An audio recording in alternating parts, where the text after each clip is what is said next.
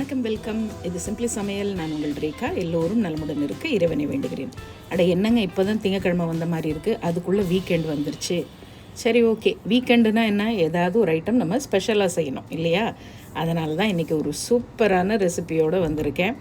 அருமையான சிக்கனும் உருளைக்கிழங்கும் சேர்த்த ஒரு சூப்பரான வெள்ளை குருமா. செம்ம டேஸ்ட்டாக இருக்கும். இது நெய் சோறு கூட வச்சு சாப்பிட்டு பாருங்கள், அவ்வளோ சூப்பராக இருக்கும். இப்போ நான் செஞ்ச மாதிரி பரோட்டா, சப்பாத்தி, ஆப்பம், இடியாப்பம் எல்லாத்துக்கூடையும் அட்டகாசமாக இருக்கும்.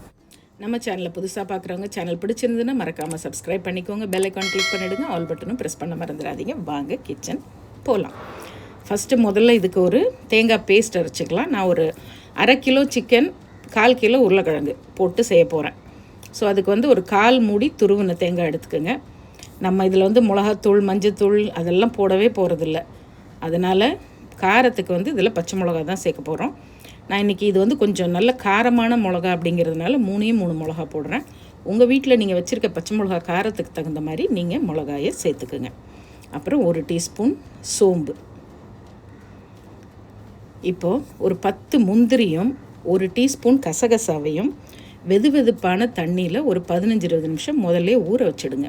இந்த ஊற வச்சு அரைக்கும் போது நல்லா மசிஞ்சு அப்படி ஃபைன் பேஸ்ட்டாக நம்மளால் அரைக்க முடியும். இல்லைன்னா கசகசா சீக்கிரம் அரைப்படாது. அதுக்காக இப்போ இதை நல்லா அரைச்சிட்டு வந்துடலாம்.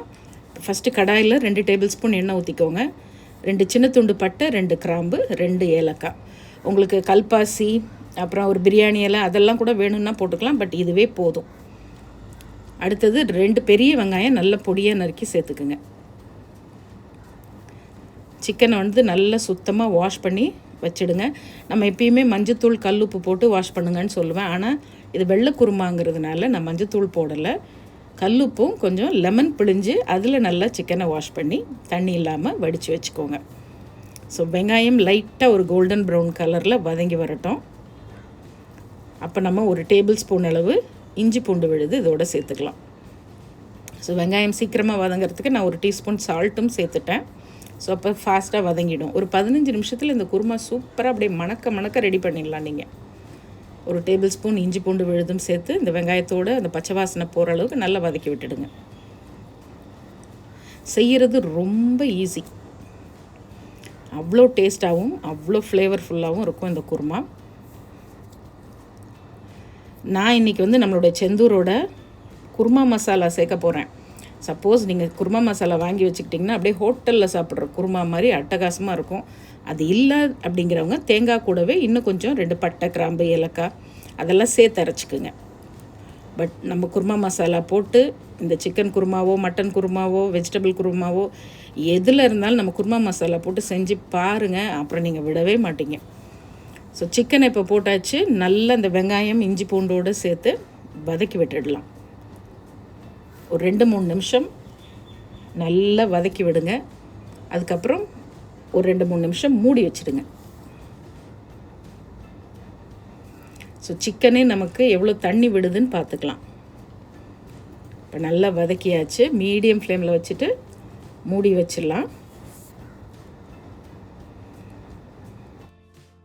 சமையல் அதிக சுவையாகவும் சீக்கிரமாகவும் செஞ்சு முடிக்க நீங்கள் எல்லோரும் என்னை ரொம்ப நாளாக கேட்டுட்டு இருந்த என்னுடைய ஸ்பெஷல் செந்தூர் மசாலாஸ் இப்போ உங்களுக்காக தயாராக இருக்குது. தேர்ந்தெடுக்கப்பட்ட முதல் தரமான பொருட்களை கொண்டு ட்ரெடிஷ்னல் கிரைண்டிங் ப்ராசஸில் எங்கள் வீட்டுக்கு நாங்கள் எப்படி அரைப்போமோ அதே மாதிரி உங்களுக்காகவும் நானும் என்னுடைய குழுவும் சேர்ந்து செஞ்சுருக்கோம். அதோடைய டீட்டெயில்ஸ் எல்லாம் டிஸ்கிரிப்ஷன் பாக்ஸில் கொடுத்துருக்கேன். இப்போது கொஞ்சம் பெரிய பெரிய பீஸாக உருளைக்கிழங்கு கட் பண்ணுங்கள். அதையும் உள்ளே சேர்த்து சிக்கனோட நல்லா கலந்து விட்டுட்டு 2 டேபிள் ஸ்பூன் செந்தூர் குருமா மசாலா சேர்த்துக்குங்க.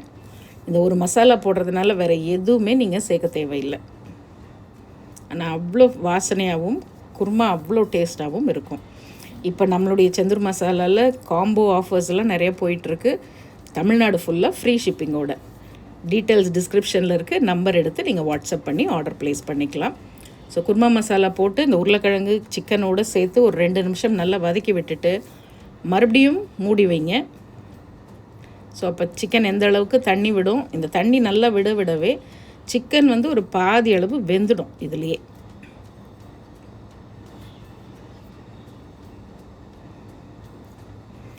நம்ம பேஸ்ட்டில் முந்திரி சேர்த்துருக்கிறதுனால தேங்காய் ஊற்றும் போது அடி பிடிக்கும். அதனால் எப்பயுமே அடிகனமான பாத்திரமாக யூஸ் பண்ணுங்கள்.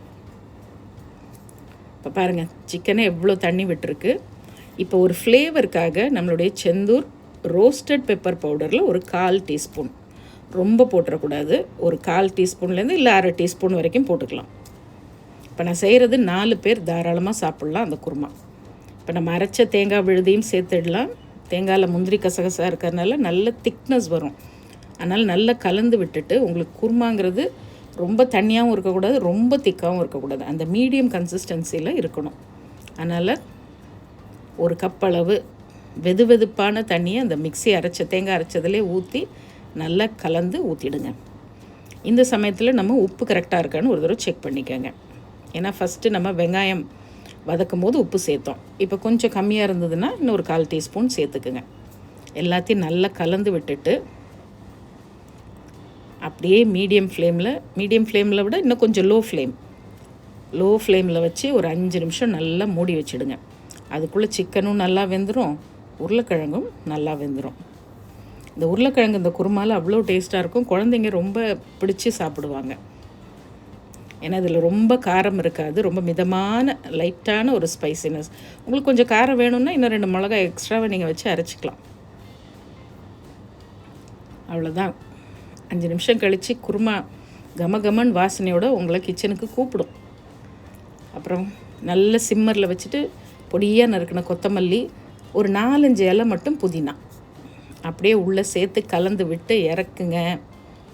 அருமையான வெள்ளை குருமா ரெடி.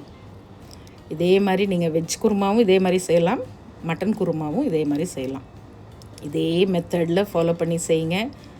நம்ம குருமா மசாலா வச்சு முதல்ல குருமா மசாலா இல்லாமல் ஒரு தடவை செஞ்சு பாருங்கள். அப்புறம் குருமா மசாலா வாங்கி வச்சுட்டு செஞ்சு பாருங்கள். அடடா, இதை மிஸ் பண்ணிட்டோமேன்னு நினைப்பீங்க. நான் இன்றைக்கி நம்ம வீட்டுக்கு கெஸ்ட் இருக்கிறதுனால பரோட்டா, ஸோ பரோட்டா கூட இந்த குருமாவை நல்லா நிறைய ஊற்றி அப்படி பரோட்டா ஊற வச்சு சாப்பிட்டிங்கன்னா அப்படி இருக்கும். ரேகா பரோட்டாவை சாப்பிட சொல்கிறாங்க அப்படின்னு நினச்சிக்காதீங்க. நாங்களுமே அடிக்கடிலாம் பரோட்டா சாப்பிட மாட்டோம். ஒரு 2-3 மாதத்துக்கு ஒரு தடவை இந்த மாதிரி யாராவது கெஸ்ட்டு வரும்போது தான். பரோட்டா கூட தான் நான் இன்றைக்கி சர்வ் பண்ணியிருக்கேன். நீங்கள் வந்து நெய் சோறு, ஆப்பம், இடியாப்பம், சப்பாத்தி எது கூட வேணாலும் வச்சு சாப்பிட்லாம். நம்ம சேனலை ஃபேஸ்புக்லேயும் இன்ஸ்டாகிராம் பேஜ்லேயும் ஃபாலோ பண்ண மறந்துடாதீங்க. இன்னொரு ஃபேண்டாஸ்டிக் ரெசிபியோட மறுபடியும் பார்ப்போம். இது சிம்பிளி சமையல். நான் உங்கள் ரேகா. தேங்க்ஸ் ஃபார் வாட்சிங். Take care. பை.